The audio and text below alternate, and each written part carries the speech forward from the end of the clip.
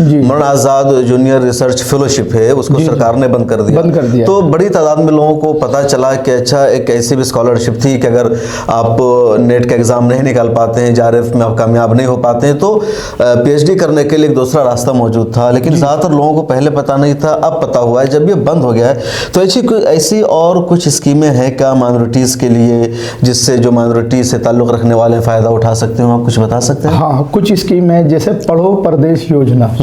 इसका कोई प्रचार प्रसार नहीं है, माइनॉरिटी कम्युनिटी के लोगों को इस स्कीम के बारे में पता नहीं है। इस स्कीम के तहत जो विदेशों में पढ़ने जाने वाले स्टूडेंट्स हैं, उनके लिए ये मौका फराहम किया गया कि सरकार पैसा देगी। हमने पिछले दिनों ये देखा कि प्रधानमंत्री का नया 15 सूत्री कार्यक्रम वो संचालित किया गया माइनॉरिटी के उनकी फलाह बहबूद के नाम पर। भी जो भी कौम अक़लियत में है उन सबके अधिकारों को प्रोटेक्शन देने और उन सबको खुश करने के लिए वहाँ की सरकारें काम करेंगी। और माइनॉरिटीज़ के नाम से 18 दिसंबर को मंसूब कर दिया गया। अस्सलाम वालेकुम रहमतुल्लाह। 18 दिसंबर को हर साल नेशनल माइनॉरिटी राइट्स डे मनाया जाता है। हिंदी में इसी को बोलते हैं अल्पसंख्यक अधिकार दिवस, और उर्दू में आप कह सकते हैं यौम हुकूक़ अक़लियत। हिंदुस्तान में माइनॉरिटी की एक बहुत बड़ी तादाद रहती है और माइनॉरिटी में यहाँ 6 कम्युनिटी शामिल है, मुसलमान, सिख, ईसाई, पारसी, जैन और बुद्धिस्ट। तो 6 कम्युनिटीज़ हैं जिनको माइनॉरिटी का अक़लियत का दर्जा हासिल है और कुल मिलाकर के तकरीबन 20% होते हैं। इनके हुकूक़ की बात की जाती है। 18 दिसंबर को भी हिंदुस्तान में एहतमाम किया गया, यौम हुकूक़ अक़लियत मनाया गया। मिनिस्टर्स ने आकर के बयान दिया, भाषण किया, जलसा किया। नेशनल माइनॉरिटी कमीशन की तरफ से भी प्रोग्राम का इनकाद हुआ। लेकिन सवाल यह है कि क्या हिंदुस्तान में माइनॉरिटीज़ को हुकूक़ दिए गए हैं? अगर आज के आप उर्दू अखबारात को देखेंगे तो उसमें साबिक़ मरकज़ी वज़ीर मुख्तार अब्बास नक़वी का जो बयान शाया हुआ है वो भी बड़ा शर्मनाक है। हिंदुस्तान में वाहिद एक डेटा है मुसलमानों के पास जिसमें मुसलमानों की हालत का पता चलता है, उनकी माशी सिचुएशन का, उनकी तालीमी सिचुएशन का पता चलता है, और वो है सचर कमेटी की रिपोर्ट जो बड़ी मुश्किल से सामने आई थी। और उसमें बताया गया था कि भारत के मुसलमानों की तालीमी, समाजी, माशी सूरत हाल क्या है और क्यों भारत के मुसलमान इतने पसमादा है। ज़रूरत यह थी कि उसमें जो हल बताए गए थे, जो मशवरे दिए गए थे, उस पर अमल किया जाता और मुसलमानों की पसमानदगी दूर की जाती, लेकिन उस पर अब तक अमल नहीं किया गया। और मुख्तार अब्बास नक़वी साहब ने कल ये कह दिया कि सचर कमेटी की रिपोर्ट मुसलमानों के साथ सबसे बड़ा फ्रॉड है। अभी हाल ही में मरकज़ी हुकूमत ने मौलाना आज़ाद नेशनल जूनियर फेलोशिप को बंद कर दिया है, जिसकी वजह से ख़ुद मुसलमानों में मायूसी है और एक तरह से सवाल उठ रहा है कि मोदी साहब ये दावा कर रहे थे कि मुसलमानों के एक हाथ में कंप्यूटर और दूसरे हाथ में हम कुरान देना चाहते हैं, लेकिन दूसरी तरफ मुसलमानों को तालीम से महरूम रखने की कोशिश की जा रही है। हमारे साथ हैं मशहूर एक्टिविस्ट जनाब सलीम बैग साहब, आप RTI एक्टिविस्ट के नाम से जाने जाते हैं। माइनॉरिटीज़ के हुकूक़ पर, अक़लियतों के हुकूक़ पर आपने बहुत सारा काम किया है। इनसे हम जानने की कोशिश करेंगे कि हिंदुस्तान में माइनॉरिटीज़ के हुकूक़ क्या है, पिछली हुकूमतों में क्या कुछ हुआ है, इस हुकूमत ने क्या कुछ किया है, और क्या भारत की जो अक़लियत है, खा मुसलमान हो या सिख हो या ईसाई हो, उन्हें डिज़र्व करता है 18 दिसंबर को माइनॉरिटी राइट्स दिवस मनाना, या फिर इस दिन का उन्हें बायकॉट करना चाहिए, क्योंकि माइनॉरिटीज़ के जो हुकूक़ हैं वो लगातार सल्ब किए जा रहे हैं। जो मिनिस्ट्री है 2006 में यूपीए की सरकार ने माइनॉरिटीज़ के लिए अलग से एक मिनिस्ट्री क्रिएट किया था जिसका नाम रखा गया था मिनिस्ट्री फॉर माइनॉरिटीज़। लेकिन अभी जो मिनिस्ट्री है वो भी किसी को आज़ादाना चार्ज के तौर पर नहीं दी गई है। मरकज़ी वज़ीर स्मृति ईरानी को इजाफी चार्ज के तौर पर इसका मिनिस्टर बना दिया गया है। मुख्तार अब्बास नक़वी थे, उनसे ये मिनिस्ट्री छीनी जा चुकी है और मुस्तकिल तौर पर कोई माइनॉरिटी का मिनिस्टर भी इस वक्त देश में मौजूद नहीं है। सिर्फ एक विभाग है नेशनल माइनॉरिटी कमीशन, और उसमें भी एक सिख हैं जो उसके नेशनल चेयरमैन हैं। तो ये सूरत हाल है पूरी। सलीम बैग साहब, जो माइनॉरिटी राइट्स दिवस मनाया जाता है इसकी क्या तारीख़ है, क्यों मनाया जाता है, पहले तो ये जानना चाहेंगे आपसे। देखिए, यूनाइटेड नेशंस ने 18 दिसंबर 1992 को जितने भी मुल्क उनके दोस्त हैं, लगभग 189 मुल्क, उन सब के लिए UN चार्टर डिक्लेयर शाया किया और उसमें ये आह्वान किया गया कि जिस देश में भी जो भी कौम अक़लियत में है उन सबके अधिकारों को प्रोटेक्शन देने और उन सबको खुश करने के लिए वहाँ की सरकारें काम करेंगी। और माइनॉरिटीज़ के नाम से 18 दिसंबर को मंसूख कर दिया गया। यानी माइनॉरिटी राइट्स डे, एक तो हुआ माइनॉरिटी डे, एक हुआ माइनॉरिटी राइट्स डे। तो इस दिन उनके अधिकारों की बात होगी। स्टेट और सेंटर सरकारें जितनी भी हैं वो 18 दिसंबर को माइनॉरिटीज़ के नाम पर अपनी स्कीम चलाएंगी, जिससे कि वो खुश हो सकें। फलाह व बहबूद की स्कीम होंगी और माइनॉरिटीज़ से ये उम्मीद की गई थी यूनाइटेड नेशंस में कि आज के दिन आप इसको खुशी और आज़ाद मुल्क के बाशिंदे होने की हैसियत से मनाएंगे। लेकिन आज हिंदुस्तान में, आज ही नहीं बल्कि बहुत पहले से हम बाकायदा देखते चले आ रहे हैं कि देश के अंदर हमारे हक़ जो हैं वो महफूज नहीं हैं, चाहे वो अदालत के स्तर पे हो, चाहे वो राज्य सरकार के स्तर पे हो, या सेंट्रल गवर्नमेंट की स्कीम और बजट एलोकेशन के स्तर पे हो। कहीं भी मानव अधिकारों का माइनॉरिटीज़ के प्रोटेक्शन नहीं है, न सेंट्रल गवर्नमेंट और न ही केंद्र सरकार उसको प्रोटेक्शन देती है और उसका जायज़ा लेती है। बिल्कुल, ऐसी बहुत सारी मिसालें हैं। क्या मिसालें, कुछ मिसालें जैसे आप बताएं। देखिए, एक तो ये कि जामिया मिल्लिया इस्लामिया अलीगढ़ यूनिवर्सिटी का जो अक़लियती जो स्टेटस है, आज तक वो बहाल नहीं। जामिया मिल्लिया इस्लामिया का तो बहाल हो चुका है, अलीगढ़ का अभी तक बहाल नहीं हुआ है। जी जी, अलीगढ़ का बहाल नहीं है। इसी तरह से हमारे नाम पे बहुत सारी स्कीम्स चलाई जाती हैं, उनके नाम पर बजट एलोकेट होता है। हमने पिछले दिनों ये देखा कि प्रधानमंत्री का नया 15 सूत्री कार्यक्रम वो संचालित किया गया माइनॉरिटी के उनकी फलाह व बहबूद के नाम पर। जब हमने 1 से लेकर 15 नुकात तक जायज़ा लिया सूचना के अधिकार कानून के तहत, तो हमें ये मालूम हुआ कि पूरे देश के अंदर जो 90 ज़िले माइनॉरिटी डोमिनेटेड डिस्ट्रिक्ट डिक्लेयर किए गए थे, उनमें 15 सूत्री कार्यक्रम, प्रधानमंत्री का नया 15 सूत्री कार्यक्रम कहीं भी संचालित नहीं हुआ। कुछ राज्यों में संचालित हुआ, कहीं 2 पॉइंट पे काम हुआ, कभी 5 या 7 पॉइंट पे काम हुआ। जो 15 सूत्री कार्यक्रम की रूह जो पॉइंट थे, उन पे पूरे देश के अंदर कहीं चालू। अच्छा सलीम बेग साहब, माइनॉरिटीज़ के लिए बहुत सारी स्कीमें भी है जिसका कई मरतबा माइनॉरिटीज़ को पता भी नहीं होता है। जी। जब स्कीम बंद हो जाती है, खबर आती है, तो पता चलता है कि अच्छा ये स्कीम थी। जैसे अभी हाल ही में मौलाना आज़ाद जूनियर रिसर्च फेलोशिप है, उसको सरकार ने बंद कर दिया। तो बड़ी तादाद में लोगों को पता चला कि अच्छा एक ऐसी भी स्कॉलरशिप थी कि अगर आप नेट का एग्ज़ाम नहीं निकाल पाते हैं, JRF में आप कामयाब नहीं हो पाते हैं, तो PhD करने के लिए एक दूसरा रास्ता मौजूद था। लेकिन ज़्यादातर लोगों को पहले पता नहीं था, अब पता हुआ है। जब ये बंद हो गया है, तो ऐसी और कुछ स्कीमें हैं क्या माइनॉरिटीज़ के लिए, जिससे जो माइनॉरिटी से ताल्लुक़ रखने वाले फ़ायदा उठा सकते हैं? आप कुछ बता सकते हैं? हाँ, कुछ स्कीम है, जैसे पढ़ो परदेश योजना। इसका कोई प्रचार प्रसार नहीं है, माइनॉरिटी कम्युनिटी के लोगों को इस स्कीम के बारे में पता नहीं है। इस स्कीम के तहत जो विदेशों में पढ़ने जाने वाले स्टूडेंट्स हैं, उनके लिए ये मौका फराहम किया गया कि सरकार पैसा देगी और वो अपनी तालीम बाहर जाके हासिल कर सकते हैं। लेकिन बजट एलोकेट हुआ, स्कीम को नाम दिया गया और वो सिर्फ फाइलों में दबा दिया गया। मतलब फायदा लोग उठा नहीं पा रहे हैं, ऑप्शन लोग उठा सकते हैं फायदा। बिल्कुल। इसी माइनॉरिटी मिनिस्ट्री के तहत जी, इसी तरह से मैं एक और कोट करना चाहूँगा। इस सरकार का जो तरीक़ाकार है काम करने का, चाहे वो मनमोहन की सरकार रही हो या मोदी की सरकार, अक़लियतों के साथ हर जगह इम्तियाज़ हमेशा बरता गया है। मैं मनमोहन सरकार की बात बताऊं तो सच्चर की सिफारिशात पर हमें ये मालूम हुआ कि 72 पॉइंट पे सरकार ने स्कीम और योजनाएं बनाई हैं विभिन्न। हमने उनका 1 से लेकर 72 तक जो उन्होंने स्कीम बनाई थी, उनका RTI से जायज़ा लिया। तो ये मालूम हुआ 2012 में कि अक़लियतों की महिलाओं में लीडरशिप डेवलपमेंट के लिए 40,000 महिलाओं को लीडरशिप डेवलप करना था। 17 करोड़ रुपया बजट एलोकेट हुआ। ये था 11वीं पंचवर्षीय योजना में। सवाल किया था हमने 9 की बजाय 2012 में। 11 में 17 करोड़ रुपए अक़लियती अमूर की औरतों को, महिलाओं को लीडरशिप डेवलप करने के नाम पर बजट एलोकेट हुआ।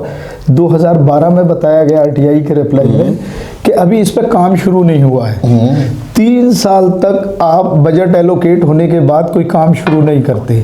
सूचना के अधिकार के तहत जब हमें ये एक सरकार का दस्तावेज़ हासिल हुआ, तो हमने उसको सीधे सीधे पब्लिश किया, लोगों में अवेयरनेस लाए और उस वक्त की सरकार पर एडवोकेसी करके दबाव बनाया और फिर ये कहा कि सच्चर की रिकमेंडेशन पर आप ये स्कीम बनाते हैं और आपके काम का हाल ये है कि 3 साल तक इस बंद पिटारे से उस पैसे को आप खर्च नहीं करते। तब जा करके जब एडवोकेसी हुई तो उसका नाम नई रोशनी बना और उस पर काम शुरू हुआ। तो ये हाल है सरकारों के काम काज के। मतलब जो माइनॉरिटीज़ के लिए जो स्कीम है, वो स्कीम अगर होती भी है तो उसकी तशहीर नहीं की जाती है, उसको बताया नहीं जाता, अखबारात में एडवर्टीजमेंट नहीं दिए जाते हैं। यही है। और जब ये सब होगा नहीं तो लोगों को पता कैसे चलेगा? उमूमन कोई स्कीम आती है। और एग्जाम्पल मैं कोट करना चाहूँगा, multi sectoral district development plan MSDP minority के उन ज़िलों में ये लागू किया गया था जहां माइनॉरिटी के लोग ज़्यादा रहते हैं। ये भी सच्चर की सिफारिशात पर था। जब मनमोहन सरकार ने नाफिज किया। जी, जब हमने MSDP का हाल जाना तो मालूम हुआ 2012 में 3780 करोड़ रुपया सैंक्शन हुआ, आधा पैसा उसका खर्च हुआ और जो खर्च हुआ हमने स्टेट से पूछा, सेंटर से पूछा, ज़िले से पूछा, वो पैसा कहाँ खर्च हुआ, हमें उनके बेनिफिशियर्स के नाम पतों की लिस्ट चाहिए। तो मालूम ये हुआ कि प्रधानमंत्री कार्यालय से हमें जवाब मिला एक RTI के जवाब के लेटर में कि हम प्रधानमंत्री का 15 सूत्री कार्यक्रम के तहत जो ये नफाज है MSDP, इसको भौतिक सत्यापन नहीं किया जाता।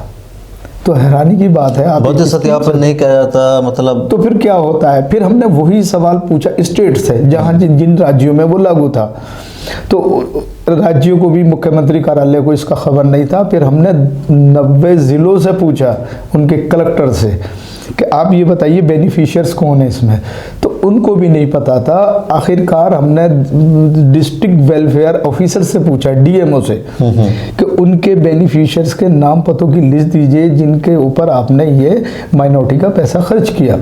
और फिर ये आधा पैसा लैप्स क्यों हुआ जब 5 साल का वक्फा और टाइम दिया गया था आपको? वो अपने आप में एक सवाल था।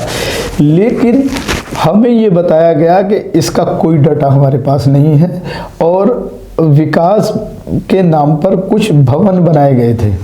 मैं मुरादाबाद ज़िले की बात करूं तो मुरादाबाद ज़िले में एक ग्राम है पीपलसाना। पीपलसाना में 54 विकास भवन बना के गरीबों को माइनॉरिटी के दिए गए, दिखाया गया। हमने उनकी बेनिफिशियर्स की लिस्ट मांगी, लिस्ट हमें DMO ऑफिस से मिली। हमने जब मौके पे जाके देखा तो आपको हैरानी होगी कि मौके पे एक भी भवन नहीं तैयार हुआ था। तो गजब का घोटाला है, करप्शन कर लीजिए। दावा किया जा रहा है कि 50% जो पैसा है रिलीज़ कर दिया गया है। वो कह रहे हैं कि इतने लोगों ने बेनिफिट उठाया है, इतने सारे बेनिफिशरीज़ है, इतने सारे जो फ़ायदा उठाने वाले हैं। और जब उनकी लिस्ट निकाली जा रही है तो किसी को पता ही नहीं है। PMO जवाब नहीं दे रहा है, डिस्ट्रिक्ट मजिस्ट्रेट से जवाब नहीं दिया जा रहा है, ना दूसरे जो महकमे कहीं से जवाब नहीं दिया जा रहा। और कह रहे हैं कि भवन बनाने का दावा किया गया और भवन वहाँ ज़मीन पर मौजूद ही नहीं है। अब शायद ज़मीन के नीचे बनाया गया होगा या आसमान के ऊपर। तो माइनॉरिटीज़ के नाम पर इतना बड़ा फ्रॉड किया जा रहा है सरकारी सतह पर। जी बिल्कुल। अच्छा, और क्या क्या स्कीमें थी? कुछ और क्या? देखिए, और जितनी भी स्कीमें हैं हमने उनको लगातार देखा तो उस पर कोई काम नहीं होता। सबसे पहली चीज़ ये है कि माइनॉरिटी कम्युनिटी के एरियाज़ में, उनके इलाकों में उसका कोई प्रचार प्रसार नहीं होता। हालांकि प्रचार प्रसार के माध्यम इस वक्त सोशल मीडिया सबसे एक्टिव है। इसके अलावा बहुत सारे हैं, होर्डिंग लगाइए, पैम्फलेट भेजिए, लेकिन ऐसा कोई प्रचार प्रसार नहीं। औरतों को लेकर के या ख़वातीन को लेकर के जो हुकूमत है बहुत ज़्यादा फ़िक्रमंद नज़र आती है, ख़ासतौर पर मुस्लिम ख़वातीन को लेकर के। तो क्या अलग से जो माइनॉरिटी की मिनिस्ट्री है या जो दूसरे नेशनल माइनॉरिटी कमीशन डिपार्टमेंट है, इन सब में कुछ है कि मुस्लिम बेवा खातून है तो उसको कुछ वजीफ़ा देने का, या इसी तरीके से मुस्लिम बच्चों की एजुकेशन के लिए, शादी के लिए कुछ है माइनॉरिटी डिपार्टमेंट में? माइनॉरिटी डिपार्टमेंट सिर्फ डॉक्यूमेंट दिखाने के लिए है, अक्सर आमतौर से काम नहीं होता। माइनॉरिटी डिपार्टमेंट सच्चर की एक सिफारिश पर कहा गया था कि वक्फ प्रॉपर्टीज़ जितनी भी है देश भर की, वक्फ प्रॉपर्टी लगभग 7 लाख एकड़ हुआ करती थी और अब 2.25 लाख एकड़ बची है। सब पे जो है कब्ज़ा हो चुका नाजायज़, और इतना कम ये उस हालत में है कि वक्फ प्रॉपर्टी ना तो हिबा हो सकती, ना ट्रांसफ़र हो सकती है और ना गिफ्ट दे सकते किसी को, बिक भी नहीं सकती, बेच भी नहीं सकते। तो एकदम तेज़ी के साथ इतनी प्रॉपर्टी कहाँ चली गई? अगर सच्चर की सिफारिशात को लागू किया होता भारत सरकार ने और एक निगम बना करके बाकायदा वक्फ से प्रॉपर्टी से होने वाली इनकम को एक जगह करके गरीबों और उसके मुस्तहिक को दिया गया होता, तो वक्फ की प्रॉपर्टी पे एक तो जो एक्रोचमेंट हुआ वो भी नहीं होता, इनकी जगह भी महफूज रहती और वक्फ कि से लोगों की शादी ब्याह और गरीब गुरबा का दूसरे काम जो ज़रूरत से मुताल्लिक या मेन स्ट्रीम में जोड़ने से मुताल्लिक होते वो सब हुए होते, लेकिन ये काम नहीं हुआ चूँकि मामला माइनॉरिटीज़ अल्पसंख्यकों से जुड़ा था। बिल्कुल। सलीम बेग साहब जो आरटीआई अक्सर डालते रहते हैं और इसी वजह से ये आरटीआई एक्टिविस्ट कहलाते हैं, गूगल पर बहुत सारे इनके आर्टिकल्स भी मौजूद हैं कि सारे इन्होंने डाला है और इन्होंने कांग्रेस की हुकूमत का भी हवाला दिया और इस हुकूमत में तो लगातार हो ही रहा है। सलीम बेग साहब, इस हुकूमत ने जैसे अभी हाल ही में एक फ़ैसला किया मौलाना आज़ाद रिसर्च फेलोशिप को ख़त्म करने का, और इस सरकार ने वो क्या थे जो माइनॉरिटीज़ के लिए अलग से स्कीमें थी जिसको ख़त्म किया हो, कुछ और आप बता सकते हैं? देखिए, लगातार बहुत सारी स्कीम ख़त्म होती चली जा रही हैं। अब एक तरफ तो ये कहा जाता है मुसलमान पढ़ा लिखा नहीं है, पढ़ता नहीं है। मैं माइनॉरिटी चूँकि सबसे बड़ा तबका मुसलमान, हाँ, माइनॉरिटी का मतलब भी मुसलमान होता है। आजकल लोग मुसलमान बोलना चाहते हैं लेकिन उनको डर लगता है कि वोट हमारा खिसक जाएगा, लोग नाराज हो जाएंगे, तो माइनॉरिटी बोलते हैं, अल्पसंख्यक बोलते हैं। एक तरफ तो आप कहते हैं ये पढ़ता नहीं लिखता नहीं, पढ़ा नहीं होता, इलिटरेट है, जाहिल है वगैरह। दूसरी तरफ उसके पढ़ाने के साधन मुहैया करना राज्य व केंद्र सरकार की जिम्मेदारी है। जो स्कूल, जो मदरसे, जो इदारे कायम एजुकेशन के लिए, आला तालीम के लिए हो रहे हैं, सरकार उनको भी ख़त्म करती चली जा रही है और तरह तरह के इल्ज़ाम लगा करके उनको एक मकसद है कि ये कौम पूरे तरीके से जाहिल रहे, पढ़ ना पाए। आला तालीम सिर्फ मालदारों के बच्चे पढ़ पाते हैं और हमारे यहाँ मुसलमान का ख़ास तौर से अल्पसंख्यक का जो दायरा है पसमानदगी का, वो बहुत ज़्यादा है। पसमानदगी की वजह से, गुर्बत की वजह से वो आला तालीम अपने बच्चों को देना चाहते हैं, नहीं दे पाते और सरकार ने उनके रास्ते बजाय बढ़ाने के कट किए हैं, उनको लिए पढ़ने के रास्ते फराहम नहीं किए। जी बिल्कुल, तालीम बहुत महंगी हो गई है और एक गरीब फैमिली के लिए अपने बच्चों को पढ़ाना आसान नहीं है। हिंदुस्तान में बार बार फ्री एजुकेशन की बात की जाती है, लेकिन जो फ्री एजुकेशन है वो ज़्यादा से ज़्यादा मैट्रिक तक है या उससे ज़्यादा 12वीं तक है। 12वीं के बाद फ्री एजुकेशन के रास्ते बंद हो जाते हैं। अगर कोई बच्चा इंजीनियरिंग करना चाहता है, मेडिकल के फील्ड में दाखिला लेना चाहता है, कोई भी अच्छा सा कोर्स करना चाहता है, कोई भी अच्छी सी जॉब करना चाहता है, तो उसके लिए अच्छी खासी जो फीस देनी पड़ती है प्राइवेट कॉलेजेस को, प्राइवेट यूनिवर्सिटीज़ को, इवन सरकारी कॉलेजेस और यूनिवर्सिटीज़ में भी कुछ ना कुछ फीस देनी पड़ती है। ट्यूशन नहीं मिल पाती है क्योंकि पैसा जब तक नहीं होगा ट्यूशन नहीं कर पाएंगे। और सरकारी स्कूलों की जो तालीम का मामला है वो सबको मालूम है, कोई भी अच्छी फैमिली अपने बच्चे को इस वजह से स्कूल में यानी सरकारी स्कूल में नहीं भेजते क्योंकि उनको पता है कि वहाँ तालीम के नाम पर जाहिल बनाया जाता है। ऐसे में मुसलमानों को जो कुछ सहूलियात फराहम की जाती थी वो सारी धीरे धीरे बंद की जा रही है। इसमें सवाल उठता है कि 18 दिसंबर को माइनॉरिटी राइट्स दिवस मनाना कितना सही? माइनॉरिटी राइट्स डे मनाने का तो ऐलान किया जाता है। जो मिनिस्टर होते हैं, जो माइनॉरिटी डिपार्टमेंट होते हैं, वो अपना एक फ़र्ज़ निभा लेते हैं, प्रोग्राम कर लेते हैं, फ़ोटो सोशल मीडिया पर डाल देते हैं, एक ट्वीट कर देते हैं कि माइनॉरिटी राइट दिवस पर प्रोग्राम हुआ और हमने ये किया वो किया, अखबारात में खबरें छप जाती है, लेकिन जो अक़लियत है उसको फ़ायदा क्या मिल रहा है? आप अपना सवाल ज़रूर लिखेगा। इसी के साथ आपसे रिक्वेस्ट है कि मिलत टाइम्स को यूट्यूब पर सब्सक्राइब कर लीजिए, फेसबुक पर देख रहे हैं तो पेज को फॉलो कर लीजिए, सोशल मीडिया के सभी प्लेटफॉर्म पर हमारे साथ जुड़िए और मिलत टाइम्स को ज्वाइन ज़रूर कर लीजिए। इसके ज़रिए आप हमारे स्पेशल मेंबर बन सकते हैं। 89 रुपये सिर्फ फीस है और बहुत सारा बेनिफिट्स आप उठा सकते हैं। मिलत टाइम्स को आपकी ज़रूरत है, हमारी आप माली मदद करें।